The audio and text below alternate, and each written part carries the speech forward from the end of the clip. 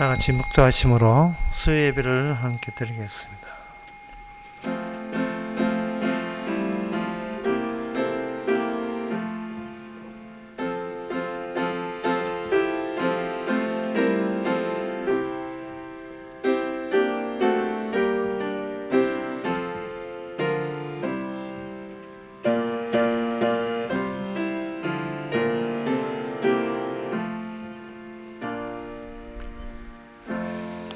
여호와께서 자기를 사랑하는 자는 다 보호하시고 악인은 다 멸하시리로다. 내 입이 여호와의 영예를 말하며 모든 육체가 그의 성호를 영영히 송축할지로다. 하나님, 사랑하는 자와 멸하는 자를 구분해 주시니 감사합니다. 사랑하는 자만이 보호의 대상이 됨을 또한 감사합니다. 세상을 볼 때 어떤 시선으로 안목을 가지고 봐야 될 것인지 오늘도 말씀을 통해서 배우고 깨닫는 시간 되게 하옵소서. 예수님 이름으로 기도합니다. 아멘. 찬송가 215장 합시다.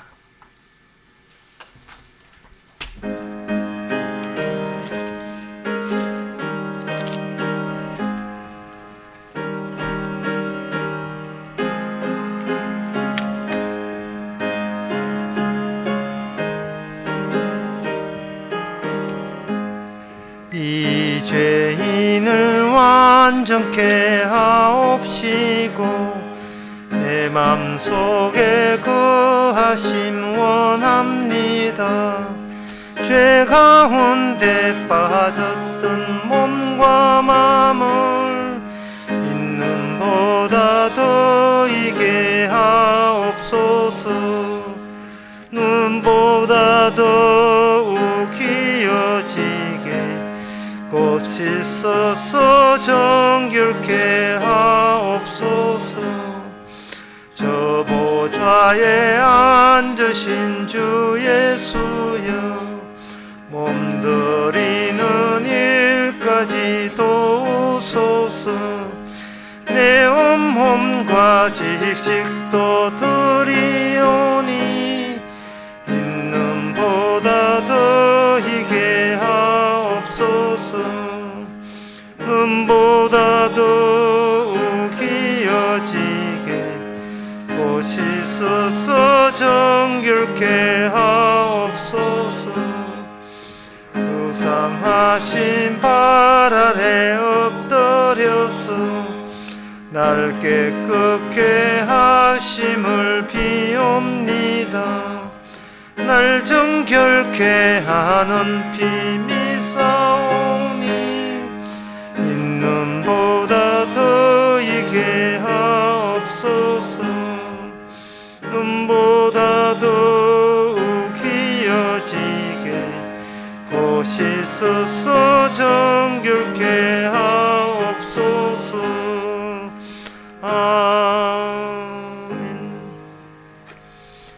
이 시간 다 같이 한 마음으로 기도하는 시간입니다. 기도 제목은 너무 흔해서 귀한 줄 모르는 그것이 바로 교만입니다. 뭐든지 당연하게 주어지는 것은 없습니다. 하나하나 쪼개보면 그 쪼개진 하나하나가 다 귀한 것들입니다. 작은 것 속에서 과분한 은혜를 발견할 수 있도록 다 같이 기도합시다.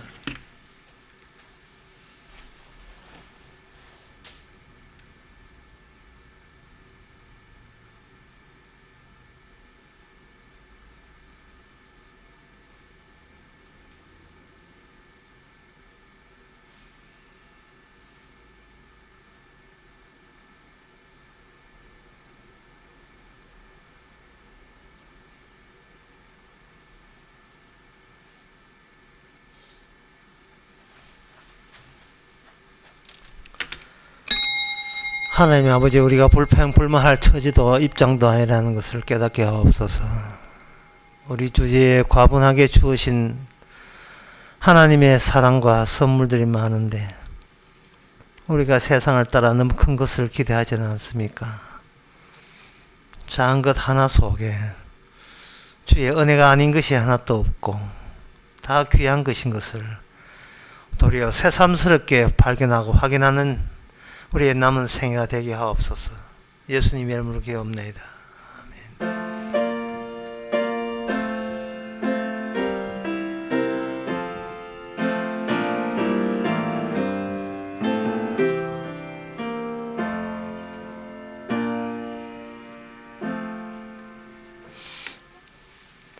하나님의 말씀은 미가 2장 6절에서 9절까지입니다.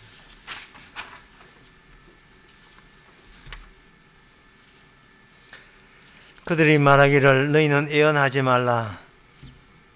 이것은 예언할 것이 아니언을 욕하는 말을 그치지 아니한다 하노도다. 너희 야곱의 족속아 어찌 이르기를 여호와의 신이 평급하시다 하겠느냐. 그의 행위가 이러하시다 하겠느냐. 나의 말이 행위 정직한 자에게 유익되지 아니하냐. 근래에 내 백성이 대적같이 일어나서 전쟁을 피하여 평안히 지나가는 자들의 의복 중 겉옷을 벗기며 내 백성의 부녀들을 너희가 그 즐거운 집에서 쫓아내고 그 어린 자녀에게서 나의 영광을 영영히 빼앗는도다. 아멘. 야곱의 족속에게 이야기하는 이야기입니다. 7절에 나오죠. 너희 야곱의 족속들아.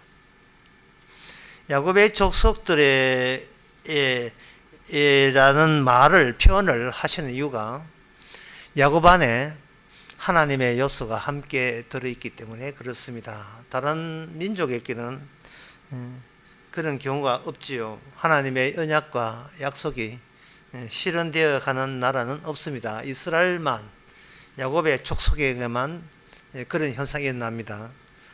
그래서 외부에서 야곱의 족속을 건드리는 것도 하나님이 그걸 건드리는 것이 되지만 그 이스라엘 내부에서 야곱의 특징, 야곱의 족속의 특징, 다시 말씀드리면 하나님의 요소를 라는 그 특징을 야곱 나라 자체가 건드려도 하나님께서는 가만 있지 않습니다. 들고 일어납니다. 그러면 누가 들고 일어나는가? 그것은 바로 하나님의 영이 임한 선지자가 들고 일어나죠. 그런데 이 선지자가 말을 하니까 그 당시에 그 야곱의 족속 이스라엘이죠. 이스라엘 사람들이 지도자가 말하기를 네 왜 자꾸 우리에게 욕을 하느냐라고 하는 거예요. 하나님의 말씀을 전하니까 그들의 평이 이렇습니다. 너는 뭐 사람 만나면 욕만 하는 게 취미냐 뭐 이런 식으로 평가를 선지자에 대해서 그렇게 평가를 해대했습니다. 그런데 거기에 대해서 선지자가 말하기를 7절에 너희 야곱의 족속아 어찌하여 이르기를 하나님의 신이 평급하시다 하겠느냐. 평급이라 하는 건 성급하다는 뜻인데요. 여기 선지자, 사람들은 그 선지자를 자기와 같은 인간으로 취급해서 니나 내나 같은 인간인데 네가 뭔데 우리한테 그렇게 욕을 하느냐. 하나님의 이름을 빙자해서 우리에게 그렇게 대드느냐. 그렇게 이야기했지. 함에 대해서 선지자가 여호와의 신을 언급한다는 것은 내가 말한 것이 아니고 내 안에 그리스도의 신, 그리스도의 영이 너희들에게 이야기하기 때문에 이거는 내가 말한 게 아니고 하나님이 직접 너희에게 이야기한다 라고 이렇게 그들에게 대꾸합니다. 바로 하나님의 영이 임한 사람, 그것이 바로 야곱의 족속이 유지해야 될 하나님의 특성이거든요. 그런데 이런 선지자, 미가 선지자를 향하여 욕한다 하는 사람들은 어떤 견해를 갖고 있느냐 하면은 인간치고 별난 존재가 없다는 겁니다. 인간치고 사람치고 뭐 유별난 인간은 우리는 인정 못하겠다는 거죠. 그럴 줄 알고 미가가 하나님의 영을 언급한 거예요. 하나님의 신. 내가 말한 것이 너희에게 상당히 성질을 속이 좁고 성급한 처사로 보이느냐? 내가 그런 게 아니고 하나님의 신한테 하나님 보고 하나님은 왜 그래 성질을 급합니까? 라는 식이 된다는 거죠. 그러니까 이거는 그 당시 사람들에게 이 미가의 발언은 뭐부터 규정을 해야 되냐 하면은, 미가라는 것이 이야기하는 것 개인적인 견해, 사견에 불과하냐, 정말 하나님의 영이 그 안에 있어서 이거는 사람이 말한 것이 아니고 하나님이 우리를 향하는 것이냐, 그거부터 먼저 규정 지어져야 되는 겁니다. 이건 오늘날 내가 장래에 천국 가기 위해서 하나님 믿는 것이냐, 아니면 성령이 와서 내가 하나님을 선택한 것이 아니고 하나님이 나를 원했던 것이냐를 우리 자신부터 먼저 규정이 돼야 돼요. 내게 필요해서 하나님이냐, 아니면 하나님께 필요한 나냐 하는 것부터 정립이 돼야 돼요. 그렇지 않으면 우리는 이 세상에 둘러싸여서 그들의 평에 맞춰주려는 그러한 생활을, 그 생활 속에 빠져들어갈 수가 있어요. 내 생각에는요, 뭐 이렇게 시작하면 그건 안 된다니까요. 내 생각에는 마태복음 10장 20절에 그런 말씀 있잖아요. 이제 네가 이야기하는 것이 아니라 네 속에 성령이 이야기한다. 얼마나 도발적이고 용감한 발언입니까? 공격적이고요, 적극적이고 상당히 용감한 발언이지만, 그 발언을 내뱉는 순간 그것은 바로 저쪽에 다른 주변에 있는, 다른 주위에 있는 일가 친척이나 식구들이나 친구들로부터 한 소리를 들을 수밖에 없는 겁니다. 뭐냐 하면은, 네같이 하나님의 영이 임했다 하는 사람이 한둘이 아니었다. 내가 성령 받았다는 사람을 한두 명 만난 게 아닌데 나중에 오래 살다 보니까 별거 없더라. 심지어 남편이 자기는 성령 받아서, 내가 성령 받아서 예수 믿는다 할 때 누가 가장 그것을 콧방귀 끼면서 그건 놀고 있네, 누가 비웃냐 하면은 아내가. 다른 사람은 몰라도 나는 니를 알아, 니가 성령을 받아, 걔가 웃겠다. 아이고 성령 받은 꼴하지 뭐 이래 나온다니까요. 그때 엄매 기죽고 기가 팍 주는 거예요. 당신은 입 좀 가물고 있겠다. 당신은 내 비밀 소상을 알고 있는 당신 입 좀 다물어라. 내 말이 이제 안 먹히잖아. 막 이래 나오고 있는데, 지금 말이 먹히라고 하는 말이 아니에요. 선지자는 왜 이런 말을, 내가 말하는 것이 아니고 하나님의 신, 다시 말해서 여호와 하나님과 자기를 연결시키는 이유가 뭐냐 하면은, 세상 나라에 대해서 설명할 때는 그럴 필요 없겠지만 이스라엘 족속, 야곱의 족속이라고 말 나올 때는 이 야곱의 족속에 대해서 설명이 필요하거든요. 우리가 그 세상 하루하루 살아가면서 내가 남들 앞에 얼마나 내 모습이 정당해 보이느냐, 남이 인정해 주느냐, 막 그것만 자꾸 챙기는데, 사실은 그래서 살면 안 되고요. 하루하루 살아가면서 무엇이 돼야 되느냐 하면은, 인간 세계에 대해서 늘 설명하는 자세로서 인생을 살아가야 돼요. 하루를 살더라도 세상은 이렇게 돌아가는구나 하고 세상을 설명할 수 있는, 세상 전체를 포괄적으로 설명이 가능한 자, 이게 바로 여호와의 신이 임한 사람입니다. 그렇지 않고 반대편에 있는 사람, 그 사람은 세상에 어떻게 돌아가든 상관없이요, 자기만 마음 편하고 자기만 자기 소원만 그때 달성되고 자기 뜻대로만 되면 세상은 어떻게 하든 그건 설명 안 해도 된다고 생각하는 거예요. 성도는 세상에 대해서 일괄성 있게 일괄적으로 설명이 할 수 있는 그러한 유일한 족속인데 그게 이스라엘이거든요. 그런데 세상 민족은 세상 전체 알아서 뭐 할 건데 내한테 이익되는 것만 고르면 알면 되지, 이런 식으로 가는 거예요.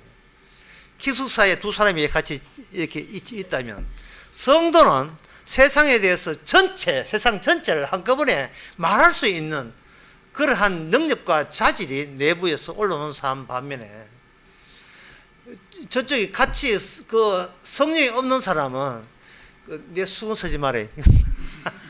우리 비누 따로 서자. 칫솔 너무 많이 짜지 마라. 그저 코앞에 있는 건 자기밖에 몰라요. 예. 오늘 아침 몇 시에 주는데, 오늘 아침 반찬 뭐 나오는데, 기숙사에. 그거밖에 모른다고요.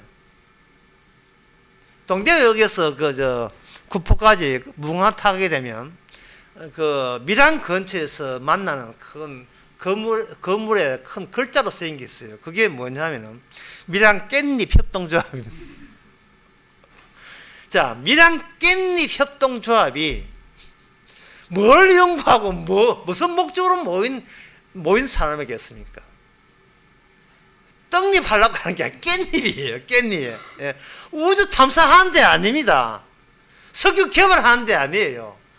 그냥 밀양에서 나는 그 깻잎 있잖아요. 그것만 연구하면, 그것만 장사하면 되는 사람들입니다.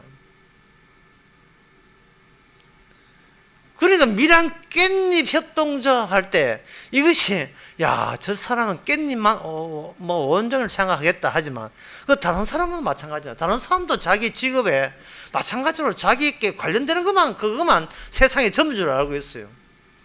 대대로 만약에 어떤 중화 요리집을 아버지로부터 물려받은 사람이 하루도 쉬지 않고 뭐 쉬는 날 없이 매일 문 열면서 하는 사람에게 우크라이나 사태에 대해 설명해 보세요. 그런데 관심 없어요. 그런데 직접 그들이 몸으로 체득이 되는, 그런데 관심은 뭐냐 하면은 바로 양파값 오르고 감자값 오르는 겁니다. 짜장면값, 면값 이거 맞겠나? 예. 탕수육 이거 수집 맞겠나? 그것만 생각하는 거예요.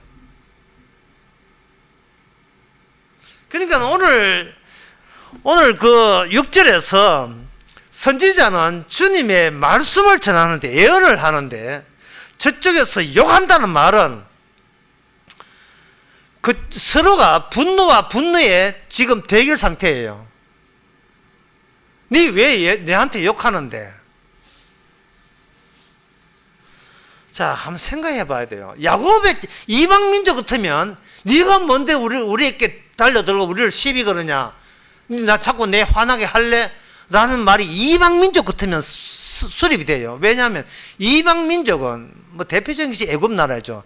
애굽에 있어서 이 바로 왕에 있어서 그 자체적인 그 국가 체제, 그것만 확보하게 되면 바로 왕으로서는 그 훌륭한 통치자가 되고 훌륭한 왕이 되는 거예요. 그래서 바로는 모세를 보고 뭐라 했냐 하면은, 여호와가 내가 굳이 여호와를 알 필요가 뭐가 있는데 하는 겁니다. 그런데 만약에 모세가 여호와 모른다고 재앙이 임할 것이다 이렇게 한다면, 너 왜 모세 네가 어디서 갑자기 나타나가지고 우리 민족 전체를 모독하고 우리를 욕하느냐? 그런 말 당연하지요.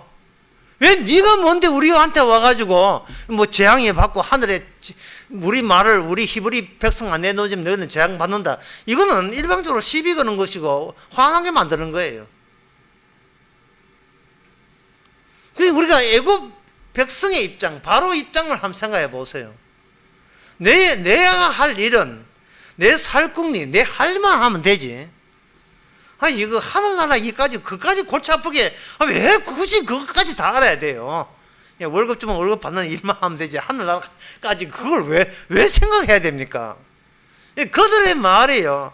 충분히 일리가 있는 겁니다. 이방 나라라면, 하나님의 영이 개입되지 않는 그런 나라라면, 그들 말에 충분히 그들은 자체적으로 정당하다고 볼 수 있죠.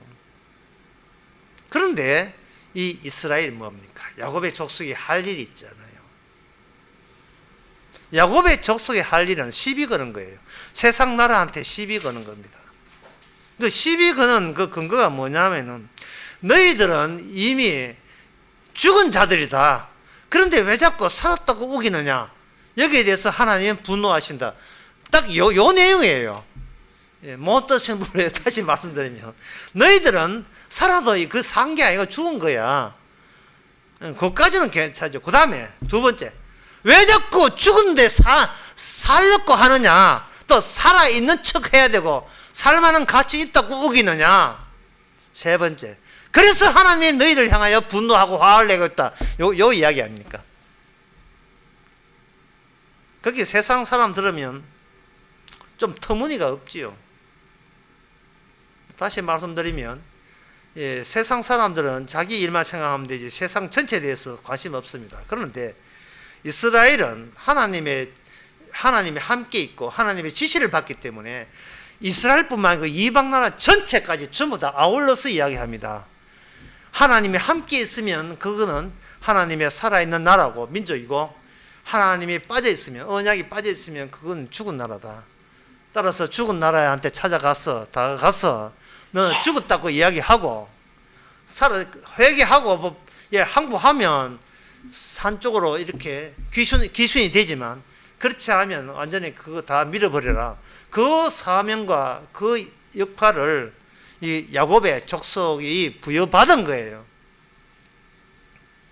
그런데 문제는 그 남은 이방 나라 가서 할지 잽이 못 됩니다. 왜냐하면 오늘 본문 같은 경우에 그 야곱의 족속 그 내부가 이 야곱 나라 족속 이스라엘의 그 본질에 대드는 식의 경향들이 이미 전염병처럼 확산되어 있어요.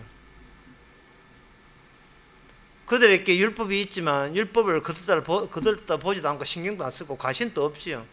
그러니까 율법이 축약된 것이 선지자거든요. 선지자를 보내가지고 하나님의 말씀대로 살아야 된다, 우리의 본래의 역할이 있다, 이렇게 하니까 그들이 말하기를 니 왜 내한테 욕하는데 이런 식이에요. 그럼 복음을 아는 그 목회자들은 정말 그걸 많이 경험합니다. 복음을 아는 목회자 자체가 별로 없지만 노회나 시찰에 가가지고 복음을 이야기하게 되면 그 주변에 있는 목사들이 조용하게 있다가 좋은 자리에 있거든 바깥에 가지 왜 우리를 건드리냐, 니 왜 자꾸 입만 열면 욕하느냐. 그 실제로 그런 이야기를 많이 들었어요. 욕한 적이 없어요. 왜냐하면 그는 욕을 들을 만한 가치가 없어. 인간이 있는 사실을 이야기하지 뭐 욕해서 뭘 얻겠다고, 욕해서 뭐 내 편 만들라 그런 노림수 같은 거 없습니다. 있는 사실을 있는 그대로 이야기하는 거예요.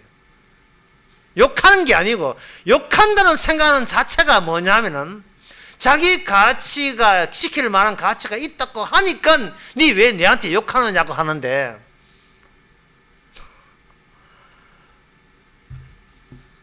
욕들을 뭘 대상이 된다는 것도 아주 대단한 가치예요. 그러나 욕들을 뭘 가치도 없어요. 욕도 뭐 희망이 있어야 욕을 하지, 죽은 인간한테 무슨 욕을 합니까? 아니, 죽은 자에게 시체 보고 욕해보세요. 그 무슨 가치 의미 있겠어요? 죽은 자를 죽은 자라고 선포하는 거예요, 그냥. 이걸 다른 이방 민족한테 할 필요 없지만 이스라엘한테는 해야 되는 게 선지자가.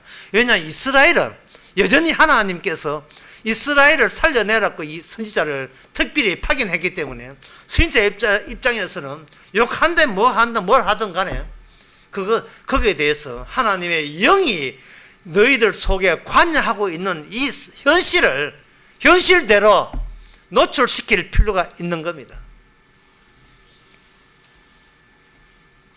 자, 그렇다면 여기서 이제 좀 더 깊이 있게 나가 봅시다. 왜 하나님께서는 선지자를 이스라엘 백성에게 파견시키느냐 하는 그 문제예요. 왜 선지자를 파견시키느냐? 그것은 처음에 이스라엘이 아브라함의 자손의 국가잖아요. 아브라함의 언약이 살아있다. 그러면 이 하나님께서의 아브라함과 하나님은 거기서 같이 하나님과 그냥 하나님이 하늘로 오시면 되는데 왜 아브라함을 선택했느냐 하면은 하나님이라는 하나님과 아브라함의 인간 사이에 그 공유의 공룡의 바탕이 되는 자리를 마련하기 위해서입니다. 공통으로 같이 할 수 있는 자리를 하나님께서는 하나님이 아브라함에게 찾아오심으로써 그걸 지상에 마련하는 거예요. 그건 뭐냐 하면은 너도 죽고 나도 죽자, 같이 죽자는 공통의 자리를 마련하는 겁니다. 그게 바로 만든 것이 이삭이라는 자리예요.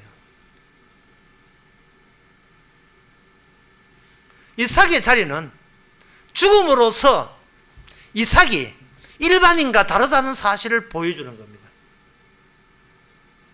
멀쩡한데 하나님께서 죽어라고 함으로써, 하나님이 죽으라고 명령을 받음으로써 비로소 이삭은 인간의 보통 인간이 아닌 별난 존재가 되는 거예요. 그러나 세상 나라에서는 자기가 남보다 뛰어남으로써 별난 존재라고 생각하는 겁니다. 이 점을 쉽게 가기 위해서 성경 말씀 이사야 53장을 한번 읽어보겠습니다. 3장 7절에 보면 그는 곤욕을 당하여 괴로울 때도 그 입을 열지 아니하였음이며 마치 도수장에 끌려가는 어린 양과 털 깎는 자 앞에서 잠잠한 양같이 그 입을 열지 아니하였도다. 그는 지금 이 양은요, 어떤 분이 계신데, 어떤 분이 오시는데 그분은 지금 도살장에 끌려가는 양의 모습처럼, 양처럼 잠잠하게 그냥 끌려 죽음인 줄 알면서도 그냥 끌려갈 뿐이에요. 이거는 죽음의 현장입니다. 이 죽음의 현장이 야곱의 족속의 핵심부를 차지하는 거예요. 자리 잡고 있는 거예요. 야곱의 나라라는 것은 하나님과 야곱이 함께 하려면 그 함께한 자리가 사람도 죽은 자고, 그리고 하나님도 죽은 자다. 같이 이 땅에서의 존재라는 죽은 존재이다라는 것을 알려주기 위해서 하나님의 죽은 모습으로 합세할 수 있는 그 공통의 자리가 있어줘야 그게 야곱의 족속이고 그게 이스라엘이고 오늘날 교회입니다. 교회라는 것은 살려고 하는 것이 아니고 이미 죽었음을 확인하는 그 자리에서 계속해서 그 자리에서 하나님이 성령으로 활동하는 그 영역 공간이 교회예요. 그래서 그분이 범죄자로 취급받아 죽음으로써 그 어느 효과가 뭐냐? 그게 이사야 53장 12절에 보면 이러므로 내가 그로 존귀한 자와 함께 분기를 얻게 하며 강한 자와 함께 탈청을 나누게 하니 이는 자기를 영혼을 버려서 사망에 이르게 하며 범죄자 중에 하나 하야임을 입은 것이라. 그분이 죽었다 이 말이죠. 그러나 실상은 그가 많은 사람의 죄를 지고 범죄자를 위하여 기도하였느니라. 죽지 아니하게 되면, 이 말씀을 이해하면 죽지 아니하게 되면 범죄자를 용서할 수 있는 그런 어떤 바탕도 그 현장에는 없다가 돼요. 죽지 아니하면, 누가 죽지 아니하면, 그러니까 이게 죽을 때 그냥 죽으면 안 돼요. 대신 죽지 아니하면, 흠없는 분이 대신 죽지 아니하면 어떤 경우라도 죄인이 죄 사함 받는 경우는 성립되지 않는다 라는 것을 실제로 이스라엘 야곱의 족속 안에 그걸 담아두었다는 거예요.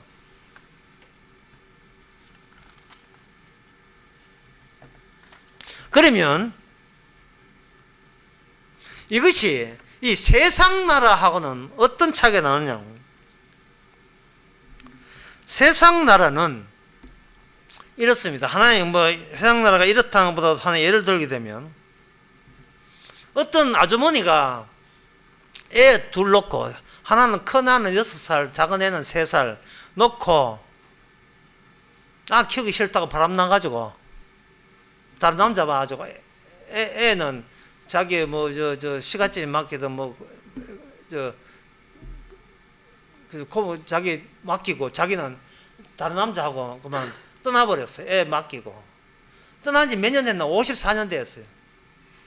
54년 됐는데 그 사람이 그 60이 넘었죠. 60이 넘어서 동생은 자기보다 3살 적으니까 62살 먹은 그 누나가 남동생이 배 타고 가다가 배가 침몰해가지고 실종돼가지고 거의 실종 죽었다고 확정되고 보험을 했는데 보험금이 2억 5천이고 뭐 1억 5천 해가 3억짜리가 있었던 모양이죠. 근데 그 동생이 결혼도 안 했어. 일가 진짜 아무도 없어. 결혼을 안 했으니까 부인도 없고 자식도 없으니까 보험금을 지불받아야 할 사람이 있는데 54년 후에 그 엄마가 와서 보험금 내야 보험금 내놔라 이랬는 게 변호사 데리고 와가지고 이랬다 이 말이죠. 그러니까 이 뭐냐 하면은 이 세상 나라는요 법망으로 구성된 나라예요. 법은 뭐로 구성되었는가? 지식에 함축된 것을 법이라 해요. 지식. 이 지식은 뭐가 아니냐? 진리가 아니에요. 이 세상 사람 봐보면 철저하게 법적 정리가 돼 있어야 됩니다. 법적 정리가 안 되면 그런 사단 나는 거예요. 이게 바로 이방 민족들이 생각하는 세상입니다. 이 세상은 살기 위해서 지식이 필요하고 그 지식을 뭉쳐놓은 것이 법이에요. 그래서 이 사회를 지도하는 사람들은 그 지식을 많이 갖고 있는 사람들이 사회를 지배하게 되어 있습니다. 지식을 함축한 것이 법이라면 지식이 많이 함축했다는 법을 아는 사람. 서울법대 출신이죠. 사법고시 출신들이죠. 대선 후보들 나와보세요. 전부 다 검사 출신 아닙니까? 법 만들었잖아요. 지식으로서 구성된 관계망, 이게 세상입니다. 그런데 그 지식은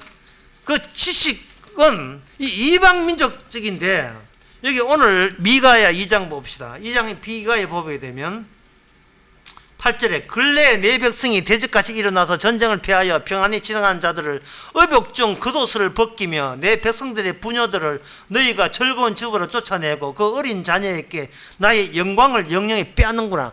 이게 바로 북쪽 남쪽 갈 것 없이 야곱의 족속의 지도자들이 쉽게 말해서 법을 아는 자들이 쉽게 말해서 법의 힘이 어디서 나오는 걸 아는 자들이 힘없는 자들, 이 백성의 부녀들, 아무것도 모르는 자들에게 그들을 자기들은 하나님의 덕분으로 전쟁을 피해서 평안히 가는데 이 평안한 하나님이 주신 평안함을 누가 빼앗는가?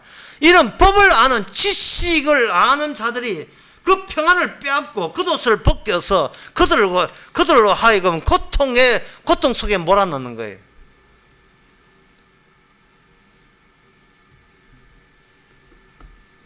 쉽게 말해서 미가 선지자가 이스라엘 보고 하는 이야기는 너희들은 왜 지식으로 사느냐 이 말입니다.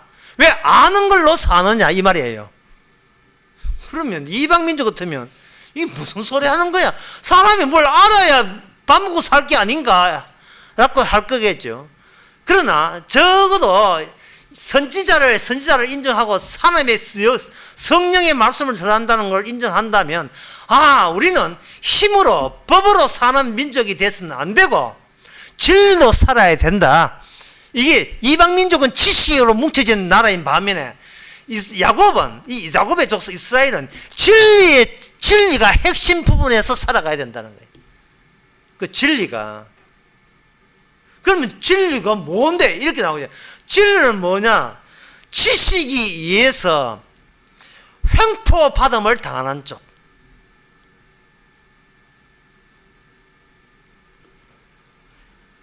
그러니까 쉽게 말해서 지식은 살고자 할 때 필요한 게 지식이라면 진리는 하나님의 죽은 자리에 나도 같이 죽음 마땅합니다고 자기 자신의 죽음을 당연시 여기는, 사는 것과 반대되는 그 죽음을 당연시 여기는 게 진리예요.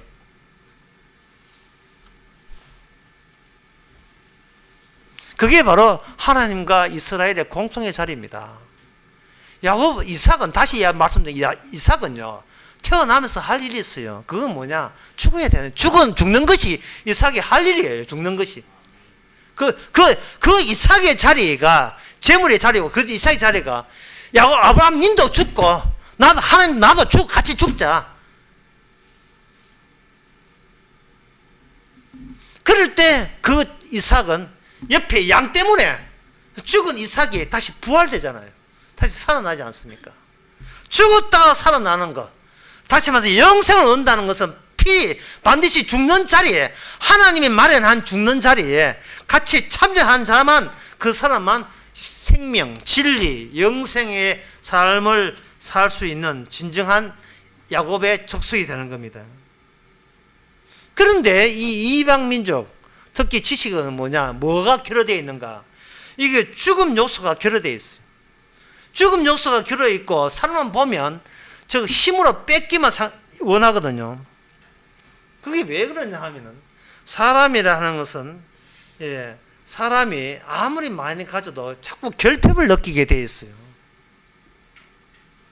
이만큼 가졌으니까 더 이상 나는 욕심내지 않겠다라는 이것은요, 인간의 본래 모습이 아니에요. 인간은 그 창세기 3장에서 선악과 따먹지 마라 하는 그 마라예요. 그만 마라가 지시 금지하는 그 명령 하나에도 호기심을 잔뜩 놀릴 수밖에 없는 게 인간이에요. 하지 마라 하니까 더 따먹고 싶은 게 인간이다 이 말이죠. 그러니까 아무리 가졌더라도 그걸 만족하는 게 아닙니다. 그런데 그러면 하나님의 영에 속한 사람은, 그러면 우리는 저 이방 사람들은 부족을 느끼고 불만을 느끼지만 우리는 만족하면 되겠네요. 아니에요. 우리는 만족하는 사람이 아닙니다. 성도는 만족하는 사람이 아니고, 성령을 받은 사람 만족하는 사람이 아니라 끊어짐의 조건에 충족이 된 사람이죠. 끊어짐의 조건에. 죽음이란 뭐냐 하면 내가 생각한, 내가 원하는 그 전에 나를 내가 가질 수 없다는 거예요. 내가 나로부터 끊어짐을 속 시원하게 생각하는 거예요. 어때, 여러분 속 시원하지 않습니까? 날씨가 추운데. 내가 나에 대해서 빠이빠이 했다는 거, 아듀 했다는 거. 그게 너무나 내가 이룰 수 없는 것을 주께서 이루어주신 것에 있어서 속 시원하게 느끼는 거예요. 그리고 내한테 주는 것은 다 주님이 필요해서 주신 것이지 내게 필요해서 주시는 게 아님을 깨닫는 것. 이게 바로 하나님과 우리 성도가 같이 있는 공통의 자리예요. 그래서 이 진리의 자리, 다시 말해서 이 죽음의 자리는요, 세상의 지식으로 무장된 사람 보기에는 항상 뭘 느끼느냐 하면은, 거기에 빈자리 있다고 투덜대고 불평하는 거예요. 빈자리가 있다고. 니는 남자가 돼가 욕심도 없나? 그 점수 가지고 서로 어디 더 알아와야 좀 재수하든지 이런 식인 게.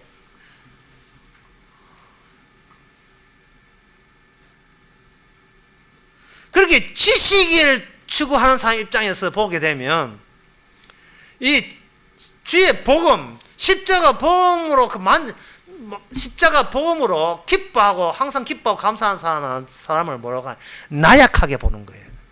굉장히 나약한 사람이다.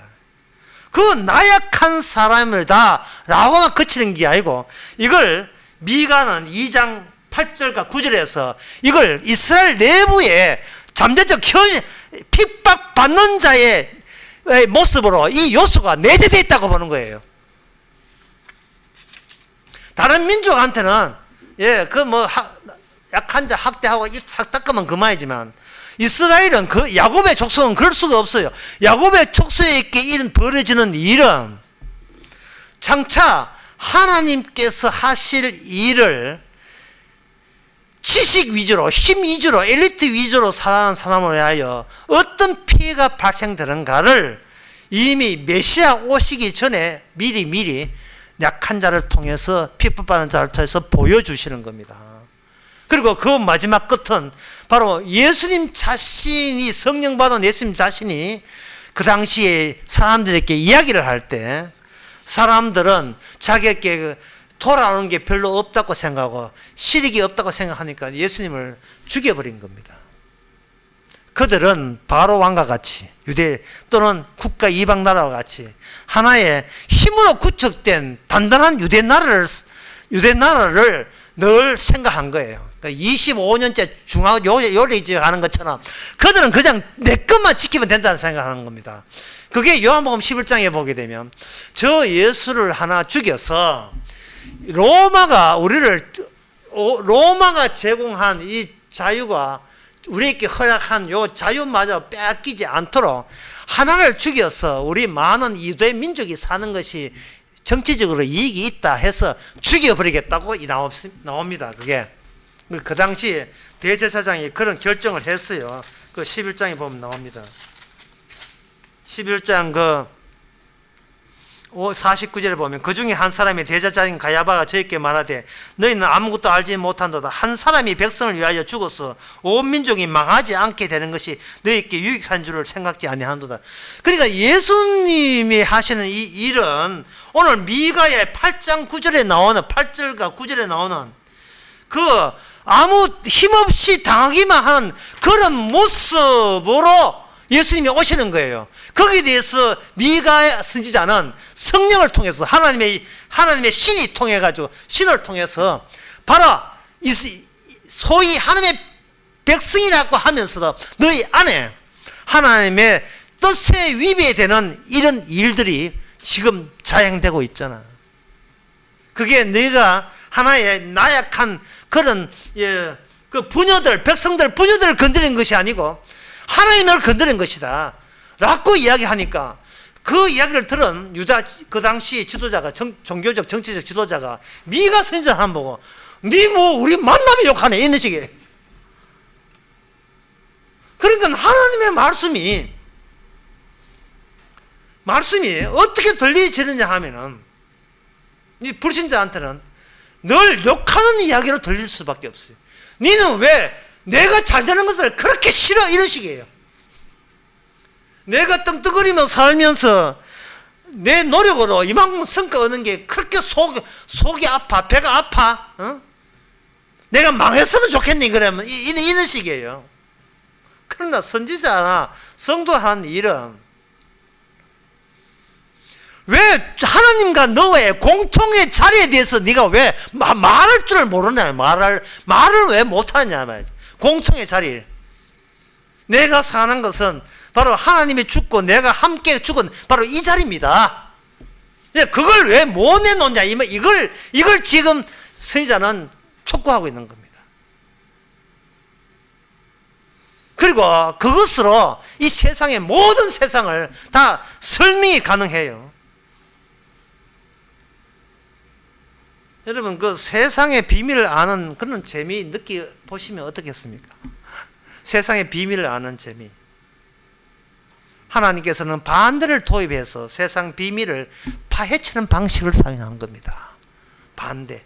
이 세상이 자연스럽게 역사적으로 흘러가는 이 세상에 대해서 반대를 외치는 사람. 그 반대를 외칠 때 보통 정치적으로 반대를 외치잖아요. 혁명을 부르잖아요. 촛불 집회했잖아요. 하지만 그들이 주장하는 것은 뭐냐? 반대가 되게 되면 우리가 옛날보다 더 좋은 사회가 된다고 생각하는 거예요. 좋은 민주주의가 된다고 생각하는 거예요.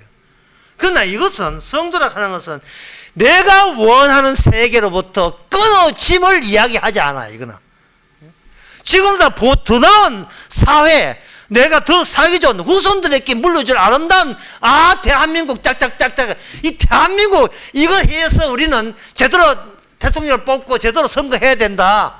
안 그러면 좀 촛불 또 일으킬 거야. 하지만 야곱의 나라는 그게 아니고 하나님이 우리를 용서하기 위해 죽었던 그 죽음의 자리가 그게 바로 진리의 자리다. 그 진리의 자리고 그것은 어떻게 해보자가 아니라 그거는 이미 확정되고 이미 벌어진 일이에요. 새삼스럽게 개선하고 더 나은 쪽으로 가보자는 이야기를 하는 게 아닙니다. 너희는 세상을 그냥 세상에 대해서 네가 아는 게 없다는 거야. 그냥 밀양 사람들 그냥 깻잎 그냥 깻잎밖에 몰라요. 그 동네 사람들은. 오늘 설교 제목을 깻잎을 해.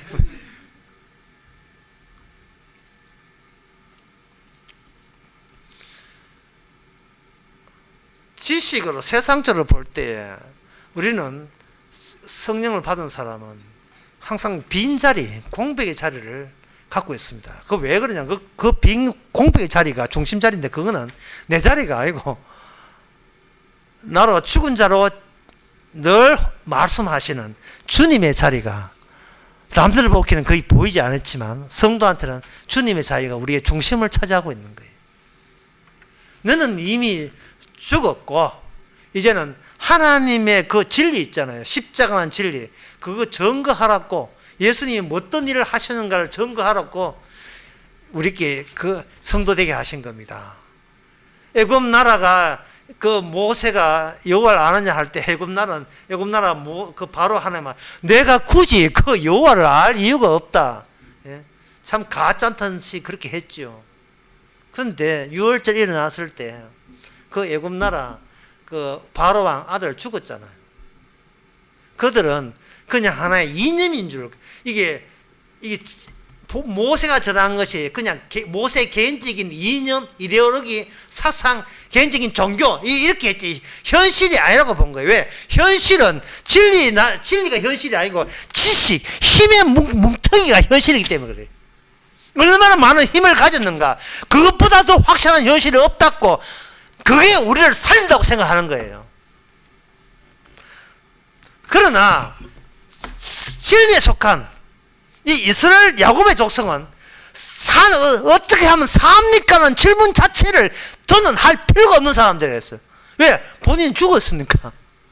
이제 예수 믿고 살아야지. 그거는 잘못된 생각이에요. 예수 믿고 사는 거랑 그건 똑같아요. 저 이방 민족과 똑같은 거예요.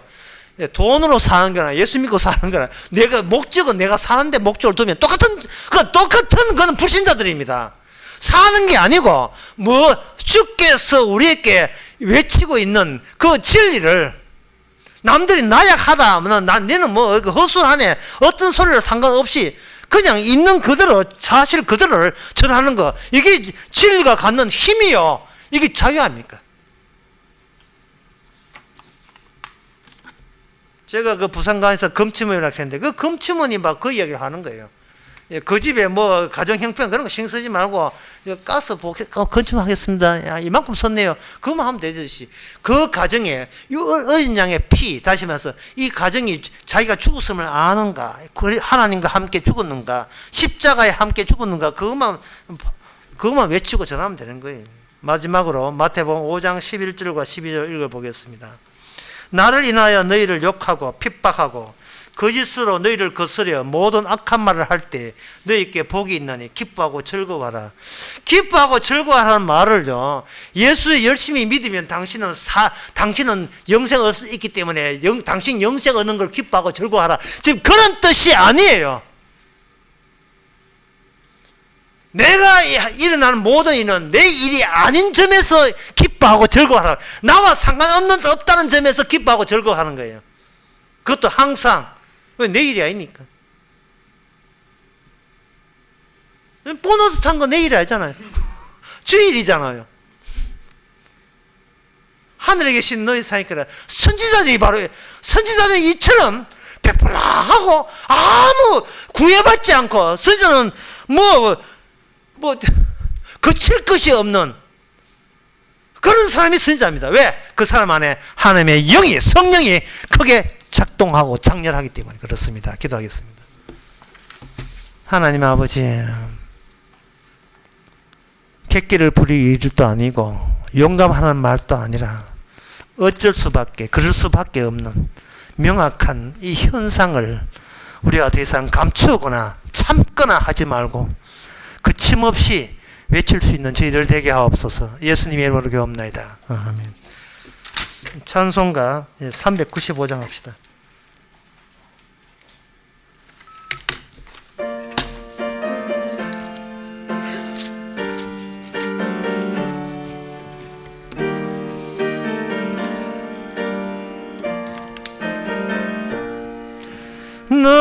시험을 당해 범죄치 말고 너 용기를 다해 물리쳐라.